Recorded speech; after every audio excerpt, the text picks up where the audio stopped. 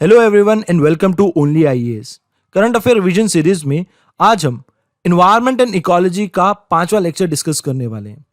इस लेक्चर में हम सितंबर मंथ के सभी रिलेटेड करंट अफेयर को कवर करेंगे। अगर आप यूपीएससी या किसी भी स्टेट सर्विसेज के लिए थोड़ा भी सीरियस हैं तो आप हमारे Telegram channel only IAS nothing else को जरूर से ज्वाइन कीजिए। तो बिना किसी देरी के आइए शुरुआत करते हैं। इस सेशन का first important article whale shark के बारे में है। Delhi based non profit wild life trust of India ने अभी हाल ही में save the whale shark campaign चलाया है कर्नाटका, केरला और लक्षद्वीप में, ताकि इन्हें बचाया जा सके। कोलैबोरेशन रहा है फॉरेस्ट एंड फिशरीज डिपार्टमेंट का। जो कैंपेन है, इसके माध्यम से जो एक्सीडेंटली ये फिशिंग नेट में फंस जाते हैं उससे भी उन्हें निकालने और बचाने की कोशिश की जाएगी। एक मोबाइल एप्लीकेशन होगा जहां पर ऐसे इंसिडेंट्स को ट्रैक किया जा सकेगा। व्हेल शार्क ये मतलब अर्थ पर पाई जाने वाली सबसे बड़ी फिश है। कीस्टोन स्पीसीज है जो हमारे मरीन इकोसिस्टम के लिए बहुत जरूरी होती है। ये 18 मीटर तक लंबे हो सकते हैं और इनका वेट 21 टन तक हो सकता है। ये ओवोविविपेरस होते हैं, मतलब ये है तो मछली लेकिन अंडे नहीं देते। बच्चों को यानी कि अपनी बच्चों को ये जन्म देते हैं और सेक्सुअल मैच्योरिटी 10 साल के आसपास आ जाती है। तो ये तो डिफरेंस हो गया बाकी फिशेस से। ये ट्रॉपिकल ओशन में रहना पसंद करते हैं। छोटे फिशेस, स्क्विड्स या और छोटे क्रिएचर्स को खाते हैं समंदर में। इंडियन कोस्ट पे ये बड़ी संख्या में पाए जाते हैं और गुजरात के कोस्ट पे ये शार्क्स बड़े साइज में देखी जा सकती हैं। वाइल्ड लाइफ प्रोटेक्शन एक्ट 1972 के शेड्यूल 1 में है। आईयूसीएन में इन्हें इंडेंजर डिक्लेयर किया गया है और आईयूसीएन का जो ग्रीन स्टेटस असेसमेंट होता है उसमें लार्जली डिप्लीटेड बताया गया, मतलब इनकी संख्या लगातार कम हो रही है। 30 अगस्त को international whale shark day observe किया जाता है। इस बार थीम रही the future of sharks, guardian of our seas. हमारा next article national clean air programme के बारे में है। जो नेशनल क्लीन एयर प्रोग्राम है, अभी centre for Science and environment ने एक डेटा एनालाइज किया है। उन्होंने ये बोला, देखिए जो नेशनल क्लीन एयर प्रोग्राम है उसमें हम 132 सिटीज को इवेलुएट करते हैं भारत के, कि वहां पर हवा की स्थिति क्या है। लेकिन ऐसा नहीं है कि बाकी शहरों में जो हवा की स्थिति है वो कैसी है, उसका इवेल्युएशन कैसे हो। इन्होंने ये बताया कि PM 2.5 का जो लेवल है, जो सिटीज इवेल्युएट की जा रही हैं उनमें और जो नहीं की जा रही हैं उनमें कुछ खास अंतर नहीं है। More and less trend similar है। वहां पर भी उसी तरीके की प्रॉब्लम है जैसे कि इन सिटीज में है जहां पर हम इवेल्युएशन कर रहे हैं। तो देखिए, नेशनल क्लीन एयर प्रोग्राम को 2019 में लॉन्च किया गया था ministry of environment, forest and climate change के द्वारा। ऑब्जेक्टिव ये था कि हमें 20 से 30% जो पोल्यूशन है PM 2.5 और PM 10 पार्टिकल्स का, उसे 2024 तक खत्म करना है। कम करना है, यहाँ पे खत्म करने की बात तो नहीं, 20 से 30% बोल रहे हैं तो कम ही करना है। और बेस ईयर क्या मानेंगे भाई, कहां से मेजर करोगे? तो 2017 का लेवल मेजर किया जाएगा। सिटीज जो कवर की गई हैं इस प्रोग्राम में वो 132 हैं। इन्हें कहा गया है नॉन अटेनमेंट सिटीज, जहां पे सिचुएशन खराब है। और ये ऐसी सिटीज के रूप में डिफाइन की गई हैं जहां पर air quality national ambient air quality standards को मीट नहीं करता, जो एक बेसिक रिक्वायरमेंट है। फंडिंग के लिए देखिए क्राइटेरिया होता है, कौन से शहर कितनी बढ़िया फंडिंग अवेल करेंगे, डिपेंड करता है उनका परफॉर्मेंस क्या है। उन्हें अपना इंप्रूवमेंट दिखाना होगा। इंप्रूवमेंट में यह है कि 15% और उससे ज्यादा आपको रिडक्शन करना होगा एनुअल एवरेज का PM 10 कॉन्सेंट्रेशन। फर्दर जो गुड एयर डेज हैं, मतलब साल के ऐसे दिन जहां पर हवा अच्छी है, सर्दियों के समय में देखिए स्मॉग वगैरह आ जाता है, हवा बहुत खराब हो जाती है। लेकिन जब मौसम शुष्क रहता है, गर्मियों का मौसम है, तो फिर हवा ठीक रहती है। तो कम से कम साल में 200 दिन हवा अच्छी होनी चाहिए, गुड एयर डेज होने चाहिए। अगर उससे कम है तो फिर आपको फंडिंग मिलेगी नहीं, आपको ये मेंटेन करना पड़ेगा। नोट ये है कि फंड्स का डिस्ट्रीब्यूशन इसी बेसिस पे होता है। सेंट्रल पोल्यूशन कंट्रोल बोर्ड इसी बेसिस पे कंसीडर करता है कि जो PM 10 का डिस्ट्रीब्यूशन है वो कितना कंट्रोल किया गया। वो PM 2.5 को अभी भी कंसीडरेशन में नहीं लेते, बिकॉज उसे मॉनिटर करने के लिए हमारे पास अभी बहुत इफिशिएंट टेक्नोलॉजीज नहीं है और हम बढ़िया तरीके से उसको मेजर नहीं कर पाते। इसीलिए PM 10 का ही अभी इस्तेमाल किया जाता है फंडिंग डिसबर्समेंट में। हमारा नेक्स्ट आर्टिकल क्लाइमेट रिपेरेशन के बारे में है। हम सभी लोगों को पता है कि पाकिस्तान में बहुत सीवियर फ्लड आया हुआ है। उनकी हिस्ट्री में बहुत ही वर्स्ट डिजास्टर्स फ्लड है ये, जिसमें बहुत सारे लोगों ने अपनी जान गंवाई है और उनकी इकोनॉमी का एक बहुत बड़ा हिस्सा इससे तहस नहस हो गया है। पाकिस्तान इसके लिए क्लाइमेट रिपेरेशन की मांग कर रहा है, सीधे कहें तो कॉम्पनसेशन की। लेकिन किससे? बाढ़ आई है, इसके लिए कौन जिम्मेदार है? Rich countries. उनका यह मानना है कि क्लाइमेट चेंज की वजह से ऐसे इवेंट्स हो रहे हैं, तो इसीलिए जो रिच कंट्रीज हैं, डेवलप्ड कंट्रीज हैं, वो इसके लिए रिस्पॉन्सिबल हैं, क्योंकि क्लाइमेट चेंज उन्होंने कॉज किया है, उसकी वजह से ऐसे हार्मफुल इंसिडेंट्स हो रहे हैं। तो इसके लिए उन्हें पे करना चाहिए, मतलब पाकिस्तान को कॉम्पनसेशन मिलना चाहिए। पाकिस्तान जिस क्लाइमेट रिपेरेशन की बात कर रहा है, क्या ये सच में वैलिड बात है या पाकिस्तान पगला है, बस ऐसे ही कुछ भी उसको पैसे चाहिए तो किसी से भी मांग रहा है? नहीं, ऐसी बात नहीं है। क्लाइमेट रिपेरेशन की जो बात है ये कोई हवा हवाई बात नहीं है, बल्कि इस पर बहुत लंबे समय से बात चलती रही है। क्लाइमेट रिपेरेशन एक ऐसा मैकेनिज्म है जिसमें क्लाइमेट इनजस्टिस को रेक्टिफाई करने की कोशिश की जाती है। ऐसा माना जाता है कि क्लाइमेट चेंज को कॉज करने में जो लोग रिस्पॉन्सिबल हैं उन्हें उन लोगों को सपोर्ट करना चाहिए, उन कंट्रीज को सपोर्ट करना चाहिए जो इससे प्रभावित हो रहे हैं। एक बहुत ही बेसिक सा प्रिंसिपल है, दैट इज पोल्यूटर्स पे। जिसने पोल्यूट किया है वो पे करेगा। यह माना जाता है कि चूंकि 1850 के बाद कई सारे देश इंडस्ट्रियल रिवोल्यूशन में चले गए, अमेरिका, ब्रिटेन और 50% से ज्यादा ईयू की कंट्रीज, उन्होंने बहुत सारा नुकसान पहुंचाया हमारे एनवायरमेंट को। इससे क्लाइमेट चेंज बहुत तेजी से हुआ और ग्लोबल वार्मिंग भी हुई। उसकी वजह से आज इस प्रकार के हार्मफुल इंसिडेंट्स हैं वो देखने को मिलते हैं। इसके लिए वो रिस्पॉन्सिबल हैं तो उन्हें इसके लिए पे करना चाहिए। देखिए, इसकी बात सबसे पहले 1994 में UN framework convention on climate change में की गई, जहां पे ब्रॉड प्रिंसिपल डिसाइड किए गए और डिफरेंशिएटेड रिस्पॉन्सिबिलिटी का प्रावधान आया। डिफरेंशिएटेड रिस्पॉन्सिबिलिटी का मतलब यह था कि क्लाइमेट को बचाने की जिम्मेदारी सबकी एक बराबर नहीं है, बल्कि जिसने उसको ज्यादा नुकसान पहुंचाया है उसकी जिम्मेदारी ज्यादा है। रिच कंट्रीज को जो पुअर कंट्रीज हैं उनको फाइनेंस और टेक्नोलॉजी दोनों देनी होगी। यह भी कहा गया कि उन्हें हर साल $100 बिलियन पे करने होंगे डेवलपिंग कंट्रीज को, ताकि वो क्लाइमेट इनजस्टिस से बच सकें। ध्यान दीजिएगा, ये जो 100 बिलियन पर ईयर अमाउंट देने की बात की गई थी, ये तो इसलिए देने के लिए कहा गया था जो आपने पास्ट में नुकसान पहुंचाया है क्लाइमेट को, उसके लिए। ये लॉस या डैमेज के लिए देने को नहीं कहा गया था, मतलब it was not climate reparation. खैर, फंडामेंटल प्रिंसिपल ये था कि rich countries, developed countries, developing countries को पैसे दें क्योंकि उन्होंने क्लाइमेट को नुकसान पहुंचाया है। तो फंडामेंटल प्रिंसिपल वहां इवॉल्व हो गया। हालांकि पैसे कोई देना नहीं चाहता, तो कभी भी किसी भी डेवलप्ड कंट्री में इस प्रकार के पैसे दिए नहीं। इसके बाद वार्सा इंटरनेशनल मैकेनिज्म WIM आया, जहां पे लॉस एंड डैमेज को लेकर पहली बार बात की गई। आई टोल्ड यू कि UNFCCC में पैसे देने के लिए तो कहा गया था, but was not for loss and damage. Loss and damage के लिए जिसकी डिमांड अभी पाकिस्तान कर रहा है, इसकी बातचीत 2013 में पहली बार हुई, जब फॉर्मली एक्नॉलेज किया गया कि हाँ, जो क्लाइमेट डिजास्टर्स होते हैं उसके लिए डेवलप्ड कंट्रीज रिस्पॉन्सिबल हैं, उन्हें पे करना चाहिए।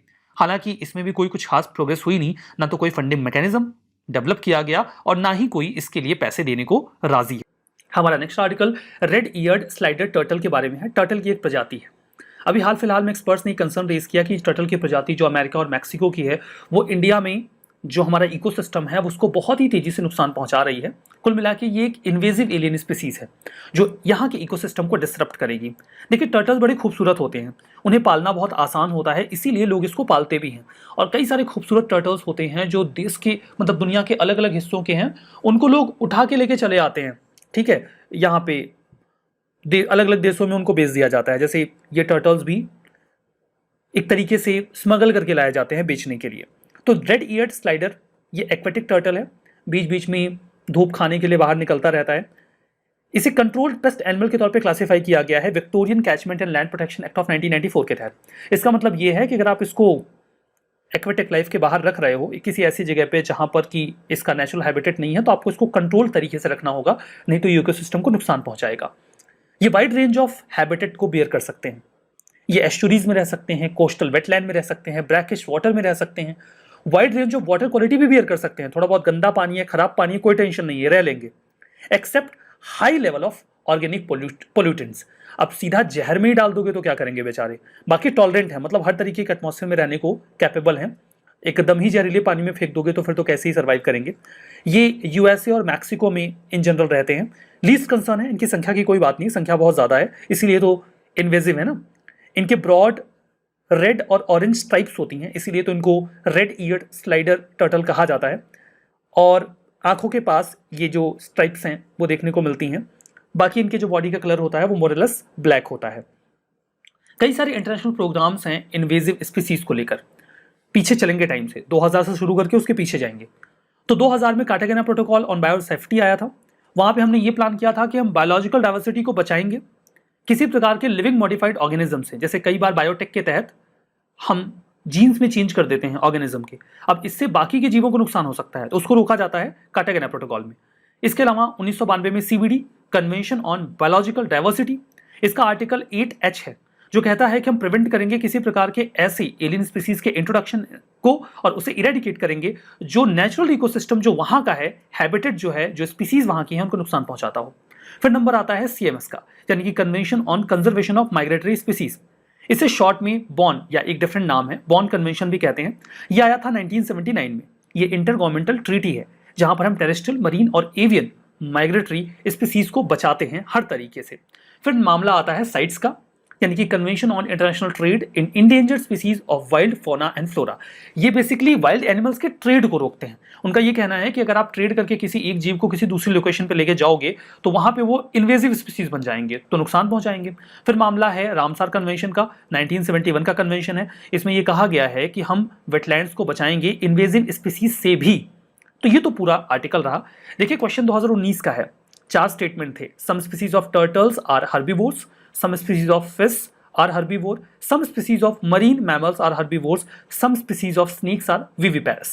तो आपको बताना था कौन सा सही है। सही जवाब वैसे इसका डी था, 4 के चारों ही स्टेटमेंट करेक्ट थे। हमारा नेक्स्ट आर्टिकल साइबॉग कॉकरोचेस के बारे में है। देखिए बड़ी कलाकारी इंसान करता है। अब ये कॉकरोच है जो कि एक नेचुरल जीव है, इसके ऊपर उन्होंने डिवाइस लगा रखी है और डिवाइस से ये इसके मूवमेंट को कंट्रोल कर रहे हैं। इंटरनेशनल टीम जो रिसर्चर्स की है उन्होंने एक ऐसी डिवाइस डेवलप कर ली है जिसके जरिए कॉकरोच को कंट्रोल किया जा सकेगा। एक्चुअली में ये एक ऐसा डिवाइस होगा जिसमें हाफ पार्ट तो कॉकरोच का रहेगा लेकिन उसे ऑपरेट मशीन करेगी। एक सुपर कॉकरोच आप इसको बोल दो। इसे ही साइबॉग कॉकरोच कहा गया। इसके मूवमेंट को एक छोटे से सर्किट के जरिए कंट्रोल करेंगे, जैसे कि आप इस इमेज में देख पा रहे होंगे। अब छोटा सा कॉकरोच है, आपने उसके ऊपर एक डिवाइस लगा दी। आप इसे कहीं भी भेज सकते हो सर्विलांस करने के लिए, किसी अर्बन एरिया में सर्च एंड रेस्क्यू ऑपरेशन में। कहीं आतंकवादी हैं, वहां पे पहले आपने कॉकरोच को भेज दिया और कुछ जानकारी इकट्ठा कर ली और फिर अटैक कर दिया। तो इस तरीके से इस कॉकरोच का इस्तेमाल कर सकते हो आप। जो कॉकरोच हैं उनमें छोटा सा वायरलेस कंट्रोल मॉड्यूल लगाया गया है, हैंडलर है जिसके माध्यम से आप उसको कंट्रोल कर सकते हो। इसके लिए हमने मेडागास्कर कॉकरोचेस को चुना क्योंकि वो बड़े होते हैं। डिवाइस लगाने के लिए जगह भी तो चाहिए ना कॉकरोच पे। ये 6 सेंटीमीटर तक के होते हैं, प्लस ये हिसिंग साउंड भी निकालते हैं जब अगर इनको कोई मामला डिस्टर्ब दिखेगा तो। अब ये रन कैसे करेंगे? लाइक आपने डिवाइस लगा तो दी, क्या बार बार आप कॉकरोच को पकड़ के चार्ज करोगे क्या? नहीं। इसके ऊपर एक छोटा सा 0.004 मिलीमीटर का सोलर सेल मॉड्यूल लगाया गया है जो रिचार्जेबल है। इसको रिचार्ज मतलब ये अपने आप रिचार्ज होता रहेगा, चार्ज होता रहेगा और उसके जरिए ये जो साइबॉग कॉकरोच हैं ये वर्क करेंगे। हमारा next article global alliance for industry decarbonisation के बारे में है। यहाँ पे देखिए 2 शब्द हैं, इंडस्ट्री डिकार्बोनाइजेशन। जो इंडस्ट्री है वो बहुत ज़्यादा कार्बन का एमिशन करती है, तो वो कार्बन का एमिशन ना करे उसके लिए प्रयास किया जाएगा और इसके लिए एक अलायंस बनाया गया है ग्लोबल लेवल का हाल फिलहाल में। अब ये अलायंस बनाया गया तो किसने बनाया? पहला तो इसमें इरेना है। इरेना का फुल फॉर्म है इंटरनेशनल रिन्यूएबल एनर्जी एजेंसी और इसके अलावा इसमें 13 इंडस्ट्रीज हैं। जब इंडस्ट्री की बात हो रही है कि इंडस्ट्रीज को डिकार्बोनाइज करेंगे तो इंडस्ट्री का होना तो जरूरी है, तो 13 इंडस्ट्रीज हैं जो अलग अलग सेक्टर के हैं और वो इसमें एक साथ मिलकर आए हुए हैं। इसको बनाने के लिए बाली डिक्लेरेशन अभी हाल फिलहाल में किया गया। इसके माध्यम से ये कोशिश की जा रही है कि सभी इंडस्ट्रीज को इकट्ठा लेकर आएं और कार्बन का एमिशन रिड्यूस किया जाए। ऑब्जेक्टिव हमारा यही है कि नेट जीरो एम्बिशन जो हमारा है, नेट जीरो का मतलब ये नहीं होता कि हाँ हम कार्बन का एमिशन करेंगे नहीं, रेदर अगर हम कार्बन का एमिशन कर रहे हैं तो जितना हम एमिशन कर रहे हैं बढ़ा रहे हैं उतना ही हम कार्बन को सेक्वेस्ट्रेट करने की, सोखने की, कम करने की कोशिश करेंगे। ऐसा करके जो 2015 का हमारा Paris agreement on climate goals है उसको हम रीच करने की कोशिश करेंगे। जो प्लेटफॉर्म यहाँ तैयार किया गया है इसके माध्यम से कोलैबोरेट करेंगी वेरियस इंडस्ट्रीज और वो कंट्रीब्यूट करेंगे कि जो हमारा नेट जीरो गोल है उसको कैसे अचीव किया जाए। इसके लिए किए जाएंगे बातचीत एंड कोऑर्डिनेशन और इंडस्ट्री स्टेक होल्डर्स को एक साथ लाया जाएगा। कई सारे इसके फाउंडिंग मेंबर्स हैं जैसे कि siemens energy, NL green power, TAQA Arabia, JSW ये इंडिया की कंपनी है, टाटा स्टील इंडिया की है, सेबल केमिकल्स, रेप्सॉल, एक्विनॉर और कई सारी कंपनीज हैं जो इसमें शामिल हुई हैं। इसकी पहली मीटिंग उम्मीद है कि COP27 की जो मीटिंग होने वाली है अभी शर्म शेख यानी कि इजिप्ट में नवंबर 2022 में, ये क्लाइमेट चेंज के ऊपर होने वाली मीटिंग है जिसका ये 27th एडिशन है। COP27 कॉन्फ्रेंस ऑफ पार्टीज इसका फुल फॉर्म होता है। तो उसी की मीटिंग के दौरान इसकी भी पहली मीटिंग ऑर्गेनाइज करवाई जाएगी। अलायंस का सिग्निफिकेंस क्या है? देखिए 25% जो ग्लोबल GDP है वो इंडस्ट्री सेक्टर प्रोड्यूस करता है, बढ़िया बात है, बहुत अच्छी बात है। लेकिन ये भी सही बात है कि 28% ग्रीन हाउस गैसेस का एमिशन भी यही करते हैं। तो अगर ये ग्रीन हाउस गैसेस का एमिशन करते हैं तो हमें अगर कार्बन एमिशन रिड्यूस करना है तो इनका कंट्रीब्यूशन जरूरी है, क्योंकि industrial sector second largest emitter है। जब तक ये एक साथ मिलकर नहीं आएंगे तब तक आप कार्बन एमिशन को कंट्रोल नहीं कर पाओगे। हमारा नेक्स्ट आर्टिकल मियावाकी टेक्निक के बारे में है। जापानीज मियावाकी मेथड को भी हाल ही में कुहारी वाली विलेज का जो एरिया है पंजाब का, वहां के 1 एकड़ लैंड में इस्तेमाल किया गया और 1 साल के भीतर ही वहां पर हमने एक बढ़िया सा फॉरेस्ट उगा लिया। ऐसा क्या होता है मियावाकी फॉरेस्ट टेक्निक में? जापान के एक बॉटनिस्ट थे, नाम था अकीरा मियावाकी। उन्होंने इस टेक्निक को इवॉल्व किया जिसके जरिए हम डेंस फॉरेस्ट तैयार कर सकते हैं बहुत ही कम समय में। अब हम ऐसा करते कैसे हैं? मियावाकी टेक्निक में क्या होता है देखिए, इसमें करते बिल्कुल सिंपल है कि आप एक पीस ऑफ लैंड उठाइए, वहां पर आप जमीन का सॉइल का जो नेचर है उसको इवेल्युएट करिए, वहां पर आप सॉइल की क्वालिटी के बेसिस पे बायोमास ऐड करिए और बहुत ही क्लोजली जो पौधे हैं उनको प्लांट कर दीजिए। बिल्कुल नजदीक में पौधे लगाइए, आप दूर दूर मत लगाइएगा। नजदीक लगाने का फायदा क्या होगा, ये पौधे बहुत ही क्लोज उगेंगे।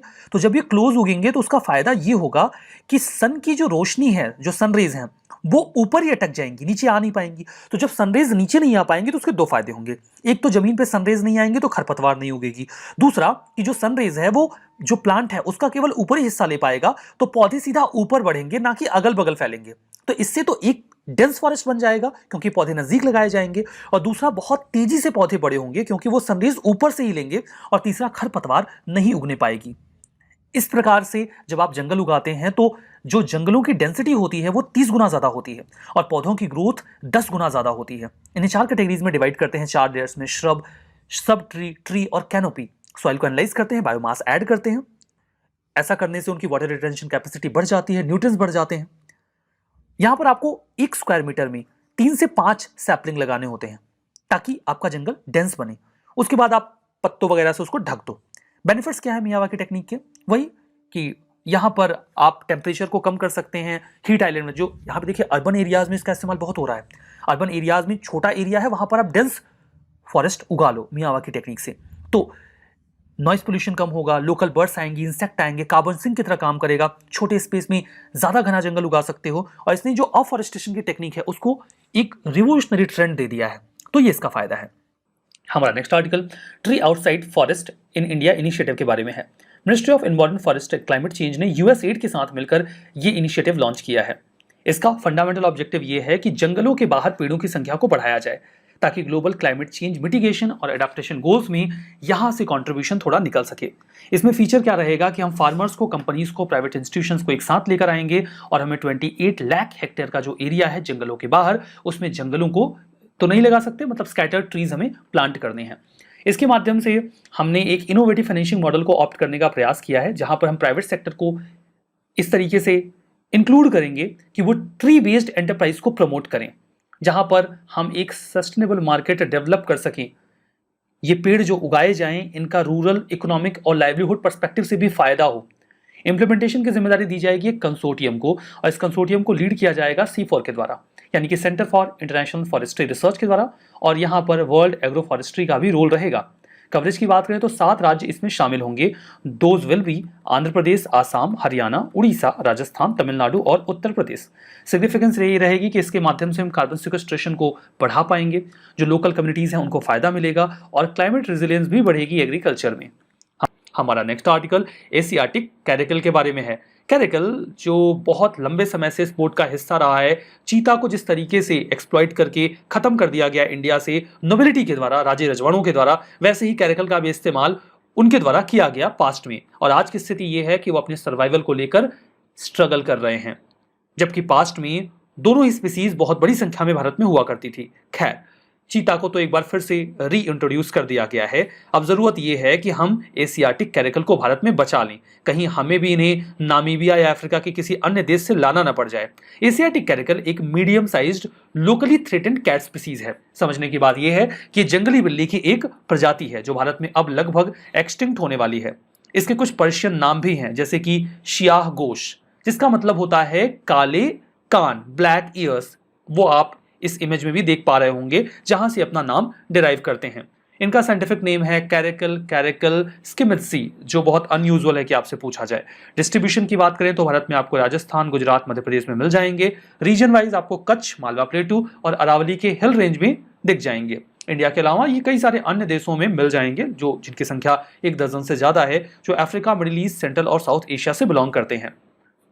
प्रोटेक्शन स्टेटस की बात करते हैं। IUCN की रेड लिस्ट में ये है least concern, wild life protection of 1972 के शेड्यूल 1 में है और साइट्स के अपेंडिक्स 1 में।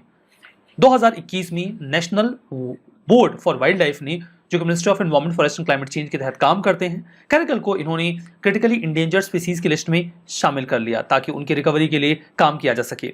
क्या इस प्रकार के जीवों को पढ़ना सही है? क्या UPSC ऐसे जीवों के ऊपर प्रश्न पूछती है? तो जवाब है हाँ, और प्रश्न 2012 में पूछा गया। आपके सामने 4 जीवों के नाम थे और पूछा गया था कि नेचुरली इंडिया में इनमें से कौन से पाए जाते हैं। हम सभी लोगों को पता है कि चीता को अब रीइंट्रोड्यूस किया गया है 2022 में, तो चीता तो नहीं पाए जाते थे। इसे क्रॉस करके बाकी सही जवाब था, तो आंसर था B 1, 3 और 4। हमारा next article global registry of fossil fuels के बारे में है। दुनिया की पहली ग्लोबल रजिस्ट्री फॉसिल फ्यूल्स की तैयार की गई है। रजिस्ट्री समझते हो आप? एक रजिस्टर समझ लो, उस रजिस्टर में जिसमें पूरी इंफॉर्मेशन हो, डेटा हो। अगर ऐसी कोई ऑनलाइन रजिस्ट्री तैयार कर दी जाए तो मतलब उसमें भी डेटा या इंफॉर्मेशन होगा, जैसे एक फिजिकल रजिस्टर में होता है। अब ये रजिस्ट्री है तो मतलब इसमें इंफॉर्मेशन होगी, डेटा होगा। किस चीज़ की रजिस्ट्री है? फॉसिल फ्यूल्स की है। तो दुनिया भर में फॉसिल फ्यूल्स के जहां भी सेंटर्स हैं उनका डेटा आपको यहां पे मिल जाएगा। लेकिन इस रजिस्ट्री को तैयार किसने किया? दो एंटिटीज इन्वॉल्व थी, एक है कार्बन ट्रैकर और दूसरा है द ग्लोबल एनर्जी मॉनिटर। जो कार्बन ट्रैकर है ये London based not for profit think tank है, और जो ग्लोबल एनर्जी मॉनिटर है ये सैन फ्रांसिस्को बेस्ड एनजीओ है। ये इस प्रकार का पहला डेटाबेस है। दुनिया भर में कहां फॉसिल फ्यूल का प्रोडक्शन कितना हो रहा है, कितना रिजर्व है और उससे कितना एमिशन होता है, इसकी जानकारी आपको यहां मिल जाएगी। रिसर्चर्स को इससे बड़ा फायदा होने वाला है क्योंकि इतना बढ़िया इकट्ठा डेटा कहीं मिलता नहीं था। क्या जानकारी निकली है इस डेटा से? 50,000 ऑयल, गैस और कोल फील्ड्स हैं जो 89 कंट्रीज में लोकेटेड हैं as per this data. 75% global reserve ये कवर करते हैं। प्रोडक्शन और एमिशन में भी इनका इतना कंट्रीब्यूशन है। ये रजिस्ट्री भी पब्लिक यूज के लिए अवेलेबल है। ये रिजर्व जो है ये 3.5 trillion ton green house gas generate कर सकता है, और अगर इतना ग्रीन हाउस गैस का एमिशन हो जाए तो ये पूरे इंडस्ट्रियल रिवोल्यूशन में जो ग्रीन हाउस गैस का एमिशन हुआ है ना, उससे कहीं ज्यादा होगा। ये जो 50,000 फील्ड्स हैं इनके पास बहुत पोटेंशियल है एमिशन करने का। लेकिन इसमें एक और है जो सऊदी अरेबिया में लोकेटेड है, घावर ऑयल फील्ड। वो सबसे ज्यादा पोटेंट है, जो 525 मिलियन टन का एमिशन हर साल करता है, तो वो सबसे ज्यादा पोटेंट एमिटर बन जाता है। बात करते हैं लीगेसी वेस्ट के बारे में। एक बार मैं दिल्ली में ट्रेवल कर रहा था, कुछ दूरी पर मुझे कुछ पहाड़ दिखे, बड़े ही खूबसूरत पहाड़। मैंने तो उन पहाड़ों पर ट्रैकिंग करने के ख्वाब भी सजा लिए थे, लेकिन नजदीक जाने पर पता चला कि वो कचरों के ढेर हैं। इतने ऊंचे कचरों के ढेर जो पहाड़ जैसे दिख रहे थे, ये देखकर मैं बहुत सरप्राइज हो गया और इससे मेरी भावनाएं आहत भी हो गई, क्योंकि मेरा ट्रैकिंग करने का जो सपना था वो अधूरा रह गया। अब मुझे किसी और पहाड़ को तलाशना होगा। इन्हें ही कहा जाता है legacy waste. Centre for Science and Environment ने हाल ही में एक रोड मैप तैयार किया है लीगेसी वेस्ट मैनेजमेंट को लेकर, ताकि गार्बेज फ्री सिटीज का एजेंडा बेटर किया जा सके, सपोर्ट किया जा सके। जो टर्म लीगेसी वेस्ट है, इसे यूं तो किसी ऑफिशियल गवर्नमेंट डॉक्यूमेंट में डिफाइन नहीं किया गया है, लेकिन ये फंडामेंटली उसी प्रकार का वेस्ट होता है जिसे किसी बैरन लैंड पर बहुत लंबे समय से इकट्ठा किया गया हो। ये एक डेडिकेटेड लैंडफिल जैसा होता है जहां पर खूब सारा कचरा इकट्ठा कर दिया जाता है, और ये कचरा कई बार तो पहाड़ नुमा आकृति भी ले लेता है। इस टर्म के सिग्निफिकेंस की बात करते हैं। स्वच्छ भारत मिशन 2.0 में इस शब्द के ऊपर विशेष ध्यान दिया गया और ये कहा गया कि हम शहरों को लीगेसी वेस्ट से फ्री करेंगे। स्वच्छ भारत मिशन 2.0 में तो इसके लिए प्रॉपर डेडलाइन भी सेट की गई। वो सभी शहर जहां की पॉपुलेशन 1 मिलियन से कम है, उन्हें 31 मार्च 2030 तक इन लीगेसी वेस्ट को खत्म करना होगा। वो शहर जहां पर पॉपुलेशन इससे ज्यादा है, उन्हें 31 मार्च 2024 तक का समय दिया गया है। लीगेसी वेस्ट को लेकर जो यहां पर centre for Science and environment है, उन्होंने कुछ 7 पॉइंट का रोड मैप तैयार किया है, जिनमें सबसे पहला तो यह है कि हम सस्टेनेबल सॉलिड वेस्ट मैनेजमेंट का प्लान बनाएंगे। दूसरा कि जो जमीन हमें मिलेगी उसका हम मैक्सिमम यूटिलाइजेशन करेंगे। हम एक जो लैंड मिली हुई है उसके लिए कॉम्प्रिहेंसिव पॉलिसी एंड प्रोटोकॉल तैयार करेंगे, स्टैंडर्ड्स डेवलप करेंगे ताकि उस जमीन का गेनफुल यूज किया जा सके। हम जो रिकवर्ड मटेरियल है उसके मैनेजमेंट को लेकर इंसेंटिवाइज करेंगे। बिल्डिंग कैपेसिटी को बेहतर किया जाएगा अर्बन डिपार्टमेंट के, और सैनिटरी लैंडफिल्स को इंश्योर किया जाएगा सस्टेनेबल ऑपरेशंस के फॉर्म में। ठीक है, हमारा next article dugong conservation reserve के बारे में है। तमिलनाडु की सरकार ने अभी हाल ही में इंडिया का पहला डुगोंग कंजर्वेशन रिजर्व नोटिफाई कर दिया है। इसके बारे में देखिए, बात तो काफी लंबे समय से चल रही है। इसके पहले भी ये न्यूज में आया है और हमने इसे डिस्कस भी किया है। कई बार न्यूज रिपीट होती है तो आपका रिविजन हो जाता है। यहां पर देखिए, डुगोंग को आप सी काव या समुद्री गाय भी कहते हैं, बिकॉज ये हर्बीवोर होते हैं, शाकाहारी होते हैं, और जो सी ग्रास होती है उसको खाते हैं, इसीलिए हम इनको कई बार समुद्री गाय या सी काव बोलते हैं। डुगोंग कंजर्वेशन रिजर्व जो है, इसे पाक बे में नोटिफाई किया गया है। मैप में लोकेशन देखना जरूरी है। ये इंडिया का तमिलनाडु का रीजन है, ये है श्रीलंका। यहाँ पर ये जो पूरा हिस्सा आपको दिख रहा है ये पाक बे का है। ये है गल्फ ऑफ मन्नार, और ये है जिसे कहा जाता है पॉपुलरली एडम्स ब्रिज। ये वही ब्रिज है जिसे माइथोलॉजिकली भगवान राम ने श्रीलंका तक जाने के लिए बनाया था, जिसके बाद रामायण में जो एक पार्ट है वॉर का वो हुआ था। तो ये एडम्स ब्रिज आपको यहाँ पे दिख रहा है, ठीक है। बाकी ये बे ऑफ बंगाल का पूरा रीजन है, यहाँ पर इंडियन ओशन का हिस्सा आपको दिखाया गया है। तो मैप में आपने ये लोकेशन स्पॉट कर ली है। जो रिजर्व है इसमें कोस्टल वाटर आपको मिल जाएगा थंजावुर का और पुदुकोट्टई डिस्ट्रिक्ट का। जो मूव है इसका ऑब्जेक्टिव बिल्कुल यही है कि हम डुगोंग्स को बचाएं, जो इकोलॉजिकल इंटरवेंशन है उसके माध्यम से, बिकॉज डुगोंग्स सी इकोलॉजी के लिए बहुत ज़रूरी होते हैं। अगर ये पर्याप्त मात्रा में हैं तो जो सी ग्रास बेड्स हैं वो इम्प्रूव होते हैं, उनकी मदद से जो कई सारी फिशेस हैं, मरीन फौना है वो इम्प्रूव होता है। डुगोंग, जिन्हें डुगोंग डुगोंग भी कहा जाता है, ये हर्बीवोर मैमल स्पीसीज है। एक तो ये शाकाहारी होते हैं, दूसरा मैमल होते हैं। ये एक्स ले नहीं करते, ये बच्चे पैदा करते हैं। फर्दर जो डुगोंग है ये मैनिटीज के कजिन्स होते हैं। मैनिटीज भी एक प्रकार का सी काऊ ही होता है, लेकिन थोड़ा सा अंतर होता है मैनिटीज से। जैसे जो मैनिटीज होते हैं ये फ्रेश वाटर एरिया में ही रहते हैं, जबकि डुगोंग एक मरीन एनिमल है तो ये समंदर में रहते हैं। कॉमनली इन्हें सी काऊ कहते हैं। ये पीसफुली बिना किसी इंटरवेंशन के शांति से सी ग्रासेस पर अपना काम करते हैं और जो कोस्टल वाटर का एरिया रहता है उसी में सर्वाइव करते हैं। इनके कंजर्वेशन स्टेटस की बात करते हैं तो IUCN की रेड लिस्ट में ये वल्नरेबल है, साइट्स के अपेंडिक्स 1 में है और wild life protection act of 1972 के शेड्यूल 1 में है। शेड्यूल 1 का मतलब ये होता है कि हाईएस्ट प्रोटेक्शन इनको दी गई है। इनका जो जीवन होता है आमतौर पर वो 70 सालों का होता है, इंसानों जैसा ही आप समझ सकते हो। 13 फीट तक इनकी हाइट होती है। फर्दर IUCN रेड लिस्ट में वल्नरेबल हैं, वो तो मैंने आपको बता ही दिया। इनका वेट 270 kg के आसपास होता है और वहाँ पे जो ग्रासेस वगैरह हैं उसे ही ये खाते हैं। तो बेसिक बातें डुगोंग के बारे में आप जान गए। हमारा नेक्स्ट आर्टिकल फाइलोसिस के बारे में है। फाइलोसिस एक बबल जैसा जीव है जो हमें कभी मिला था और इसको लेकर बड़ी मिस्ट्री बनी रही है। समझ में नहीं आ रहा था कि एग्जैक्टली ये कौन सा जीव है। अजीब सा क्रेचर फाइलोसिस, कई बार इसीलिए इसे एलियन गोल्डफिश कहा जाता था। जो फॉसिल एक्सपर्ट्स हैं वो दशकों से समझ नहीं पाए कि एग्जैक्टली ये क्या है। टैफ्लोसिस वेलेसी, ये आज से 330 मिलियन साल पहले रहा करते थे। इन्हें जो बियर गुल्च लाइमस्टोन फॉसिल साइट है मोंटाना यूएस में, वहां लेट 1960s में खोजा गया। ये एक एंशिएंट सी एनिमल है, काफी स्ट्रेंज रहा, हमें समझ में नहीं आया एग्जैक्टली ये क्या है, हम इसे कैसे क्लासिफाई करें। And that is the reason कि जो टेक्सोनॉमिक प्लेसमेंट है वो उसका अभी 50 सालों तक हो नहीं पाया। लेकिन अभी साइंटिस्ट कह रहे हैं कि नहीं, हम इसे मॉलस्क की कैटेगरी में डाल सकते हैं। मॉलस्क मरीन फाइलम होते हैं जिसमें स्नेल, क्लैम, ऑक्टोपस वगैरह आते हैं। मतलब ऐसे जीव आते हैं जिनकी स्किन बड़ी सॉफ्ट होती है, सॉफ्ट बॉडी होती है। कई बार उनके प्रोटेक्शन के लिए उनके पास एक हार्ड शेल भी होती है। तो इसी कैटेगरी में अब ये जो फाइलोसिस है इसको डाला जा रहा है। हमारा next article broad billed sandpiper के बारे में है। ये न्यूज़ में इसलिए आ गया बिकॉज ये इंडिया में इन जनरल नहीं देखा जाता। फॉर द फर्स्ट टाइम इसे नंजारैन टैंक बर्ड सेंचुरी में स्पॉट किया गया तमिलनाडु में, and that is the reason कि ये न्यूज़ में आ गया। ये एक माइग्रेटरी बर्ड स्पीसीज है। इस सेंचुरी के आसपास तो ये कम से कम अभी तक नहीं दिखी है, पहली बार दिखी है। ये नॉर्डिक कंट्रीज में इन जनरल पाया जाता है, जैसे कि नॉर्वे, स्वीडन, फिनलैंड। इसके अलावा साइबेरिया के रीजन में भी मिल जाता है।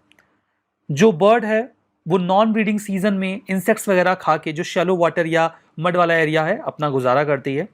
Eastern part of Africa, south Asia और साउथ ईस्ट एशिया में इन जनरल पाई जाती है। कोई बहुत ज़्यादा थ्रेट में नहीं है। इसे IUCN के स्टेटस के तौर पे लीस्ट कंसर्न रखा गया है, मतलब इनकी संख्या पर्याप्त है। नंजारायन टैंक की बात करें तो ये एक बायोडाइवर्सिटी हॉटस्पॉट है, जिसे अभी हाल ही में तमिलनाडु की सरकार ने 17th बर्ड सेंचुरी भी डिक्लेयर कर दिया है अपनी यहाँ। नंजारायन टैंक को सरकार पेरिया पालेयम रिजर्वायर के नाम से भी पुकारा जाता है। ये तमिलनाडु के कोयम्बटूर से 60 किलोमीटर की दूरी पर लोकेटेड है। टैंक को उस समय जो लोकल राजा हुआ करते थे, किंग नंजारायन, उनके द्वारा बनाया गया था ताकि इरिगेशन की फैसिलिटी मिल सके आसपास के रीजन में, और आने वाले समय में माइग्रेटरी बर्ड्स के लिए एक बढ़िया सा स्पॉट भी बन गया। हमारा नेक्स्ट आर्टिकल रोटरडम कन्वेंशन के बारे में है। इंटरनेशनल ट्रेड जो है वो 2 नए हैजार्डस पेस्टिसाइड्स का अभी हाल ही में रिकमेंड कर दिया गया है अंडर रोटरडम कन्वेंशन। इनके नाम हैं एप्रोडियोन और टर्बोफॉस। ठीक है, तो एप्रोडियोन और टर्बोफॉस अगर न्यूज़ में आ जाएं तो आप समझ जाओ कि पेस्टिसाइड्स हैं जो हैजार्डस भी हैं, और इन्हें अभी रिकमेंड कर दिया गया है प्रायर इन्फॉर्म्ड कंसेंट के फॉर्म में। रोटरडम कन्वेंशन के प्रोसीजर के एम्बिट में। इसका मतलब ये है कि अगर कोई कंट्री ये पेस्टिसाइड दूसरी कंट्री को भेज रही है तो उन्हें ये बताना होगा कि देखिए ये जो पेस्टिसाइड है ये हैजार्डस है, तो आप हमें ये कंसेंट दो कि हम आपको ये भेजें। ऐसा नहीं है कि आपने चुपके से भेज दिया और सामने वाली कंट्री को पता भी नहीं है कि कितना हार्मफुल है और वो उसका इस्तेमाल कर रहे हैं। नहीं, आपको बताना होगा कि ये हार्मफुल है और आप इसकी कंसेंट हमें दीजिए, उसके बाद हम आपको ये एक्सपोर्ट करेंगे। तो ये फंडामेंटल रोटरडम कन्वेंशन का पार्ट है। रोटरडम कन्वेंशन का बेसिक ऑब्जेक्टिव तो ये है कि जो ह्यूमन हेल्थ है, दो चीज़ों को ये प्रोटेक्ट करते हैं। एक तो ये ह्यूमन हेल्थ को प्रोटेक्ट करते हैं और दूसरा ये इन्वायरमेंट को प्रोटेक्ट करते हैं। तो ह्यूमन हेल्थ और इन्वायरमेंट को प्रोटेक्ट किया जाता है जो हैजार्डस पेस्टिसाइड्स होते हैं उनसे, और ऐसा करते वक्त इनके एक्सपोर्ट इंपोर्ट में प्रायर इन्फॉर्म्ड कंसेंट का मैकेनिज्म होता है कि आप सामने वाले को बताओगे, जानकारी दोगे उसके बारे में, उसके बाद इसका ट्रेड होगा। इसके लिए जो प्रायर इन्फॉर्म्ड कंसेंट प्रोसीजर है, जिसे पीआईसी कहा जाता है, ये रोटरडम कन्वेंशन के एम्बिट में 2004 में इफेक्टिव हुआ। वैसे ये कन्वेंशन तो 1998 में आ गया था, बट ये इफेक्टिव हुआ 2004 में। तो ये इंटरनेशनल ट्रीटी है जो इन्फॉर्म्ड डिसीजन मेकिंग को हेल्प करती है हैजार्डस केमिकल्स के ट्रेड में। लीगली बाइंडिंग इंस्ट्रूमेंट है, मतलब जो इसने भी इसको साइन किया है वो इसको फॉलो करेगा। 2006 में इंडिया ने इस कन्वेंशन के तौर पे खुद को शामिल किया, वो इसका हिस्सा बना। ऑब्जेक्टिव ये है कि हम इस बात को एक्नॉलेज करें कि केमिकल्स या हैजार्डस पेस्टिसाइड्स वगैरह का स्प्रेड ना हो, ये शेयर्ड रिस्पॉन्सिबिलिटी है, ये सभी की जिम्मेदारी है। और इसको इफेक्टिव बनाने के लिए हमें कोऑपरेटिव एफर्ट्स करने होंगे। इंटरनेशनल ट्रेड को अगर हम लिमिट करना चाहते हैं इस प्रकार के हैजार्डस केमिकल्स के एम्बिट में, तो ज़रूरी है, क्योंकि ये ह्यूमन हेल्थ और एनवायरमेंट दोनों के लिए ज़रूरी है कि इनको रोका जाए या लिमिट किया जाए। एनवायरमेंटली साउंड यूज़ हो इस प्रकार के हैजार्डस केमिकल का। अगर जो कंट्री इंपोर्ट कर रही है उसको पता है तो फिर वो उसको गाइडलाइन जारी करेंगे, भाई इसका इस्तेमाल इस तरीके से होना चाहिए या किस प्रकार से इसका इस्तेमाल होना चाहिए। इन दोनों की बात करते हैं जिन्हें अभी हाल ही में इस गाइडलाइन के एम्बिट में लाया गया है, दैट इज एप्रोडियोन और टर्बोफॉस। एप्रोडियोन जो है ये फंजीसाइड के तौर पे यूज़ किया जाता है वाइन्स में, फ्रूट्स में, ट्री या वेजिटेबल्स में। जो फंगई लग जाते हैं तो उससे ये सब खराब हो जाते हैं, तो उनसे बचाने के लिए एप्रोडियोन का इस्तेमाल किया जाता है। ये कार्सियोजेनिक है, मतलब इससे कैंसर हो सकता है और टॉक्सिक भी होता है रिप्रोडक्शन के पर्पज से, तो इसलिए इस पर ध्यान देने की आवश्यकता है। टर्बोफॉस की बात करें तो ये सॉइल इंसेक्टिसाइड है। सॉइल में जो कीड़े वगैरह होते हैं उनको मारने के लिए इसका इस्तेमाल किया जाता है। जैसे कई बार ये जो कीड़े हैं ये कई सारी फसलों को बर्बाद कर देते हैं। शोरगम, जो ज्वार होता है, मेज और पोटैटोज, उनकी फसलों को बचाने के लिए टर्बोफॉस का इस्तेमाल किया जाता है। ये एक्वेटिक ऑर्गेनिजम्स के लिए बहुत खतरनाक होता है, टॉक्सिक होता है, उनकी जान ले लेता है। दोनों ही पेस्टिसाइड्स का हार्मफुल इम्पैक्ट है एग्रीकल्चर में, ह्यूमन हेल्थ और एनवायरमेंट में भी। 2015 में जो अनुपम वर्मा कमेटी की रिपोर्ट आई थी केमिकल्स के ऊपर, उन्होंने इसके यूज़ को अप्रूव कर दिया था, मतलब एप्रोडियोन और टर्बोफॉस को बोला था कि ठीक है इसका इस्तेमाल कर सकते हो। और कुछ एक देश जो इन्हें एक्सपोर्ट करते हैं उनमें इंडिया भी है, तो इंडिया को भी अब प्रायर इन्फॉर्म कंसेंट का ये मामला एक्सेप्ट करना होगा, संज्ञान में लेना होगा। हमारा next article Madhav national park के बारे में है। नेशनल टाइगर कंजर्वेशन अथॉरिटी ने अभी हाल ही में ग्रीन सिग्नल दे दिया है कि मध्य प्रदेश के ही 3 नेशनल पार्क से, वो हैं पन्ना, बांधवगढ़ और सतपुड़ा नेशनल पार्क, जहां से 5 टाइगर्स को माधव नेशनल पार्क में रिलोकेट किया जाएगा। तो 3 यहां से लेकर जाएंगे, पन्ना, बांधवगढ़ और सतपुड़ा नेशनल पार्क से 5 टाइगर्स को लेकर जाएंगे। कहां पे? माधव नेशनल पार्क में। शिवपुरी टाउन में मध्य प्रदेश में माधव नेशनल पार्क लोकेटेड है, अपर विंध्यन हिल्स में। मुगल्स और ग्वालियर के महाराजा का हंटिंग ग्राउंड रहा। उन लोगों ने यहाँ पे खूब सारे जानवरों को मारा जिन्हें आज हमें बचाना पड़ रहा है। ये काम ना हुए होते तो शायद इसकी ज़रूरत ना पड़ती। 1958 में इसे नेशनल पार्क का स्टेटस दिया गया। बायोडाइवर्सिटी के फॉर्म में हमें यहाँ बढ़िया फ्लोरा फौना मिल जाता है।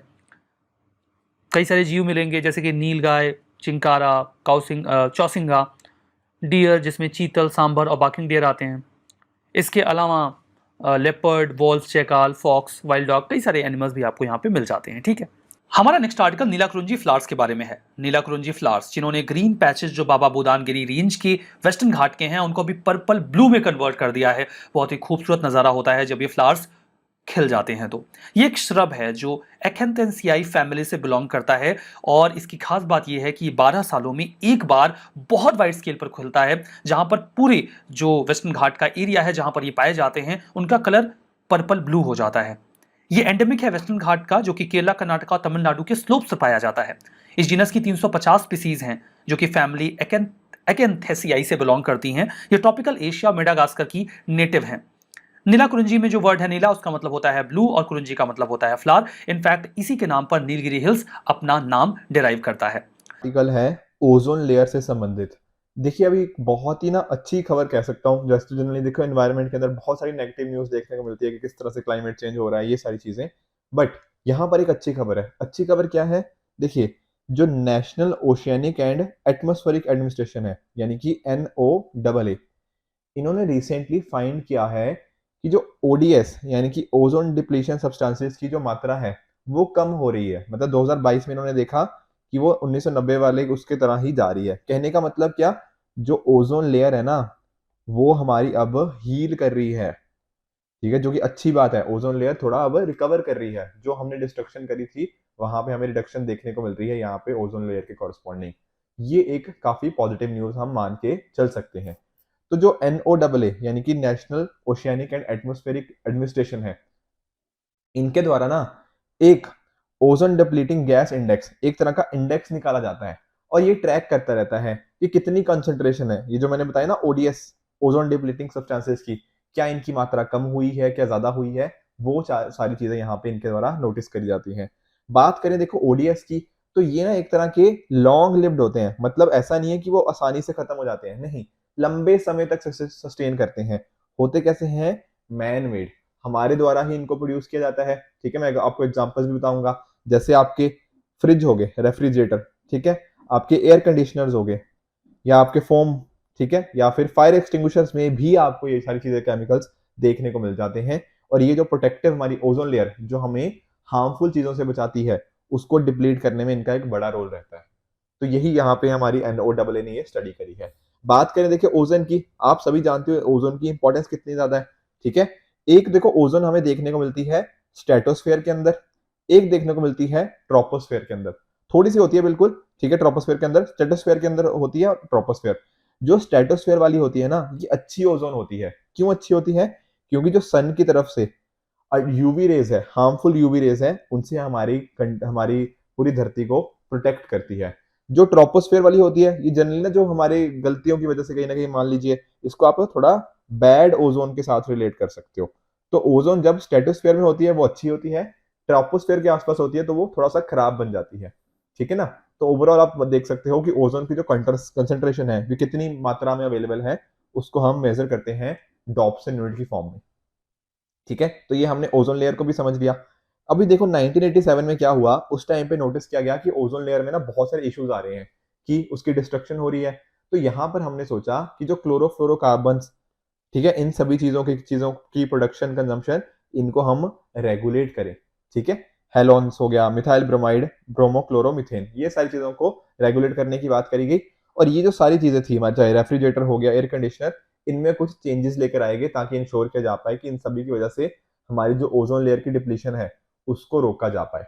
और ओजोन लेयर कितनी तेजी से डिप्लीट हो रही है, ठीक है, या फिर एक जो पर्टिकुलर केमिकल है वो कितनी तेजी से ओजोन लेयर को इंपैक्ट कर रहा है, उसको कितना डैमेज कर रहा है, इसी बात को क्या बोल देते हैं? इसी बात को बोल देते हैं ओजोन डिप्लीटिंग पोटेंशियल। मतलब वो कितनी मात्रा में, कितना ज्यादा वो हार्मफुल हो सकता है ओजोन के लिए, ये मेजर किया जाता है ओजोन डिप्लीटिंग पोटेंशियल के द्वारा। ठीक है, इसको कंपैरिजन किया जाता है, ठीक है ना, इस पर्टिकुलर ट्राइक्लोरोफ्लोरोमीथेन के साथ। ये भी आप कहीं ना कहीं समझ जाते हो। तो काफी एक पॉजिटिव न्यूज मान सकते हो ओजोन लेयर के कॉन्टेक्स्ट में, जो यहाँ पर national oceanic and atmospheric administration के द्वारा जो उन्होंने फाइंड किया है। तो आज के इस सेशन में बस इतना ही। Thank you very much.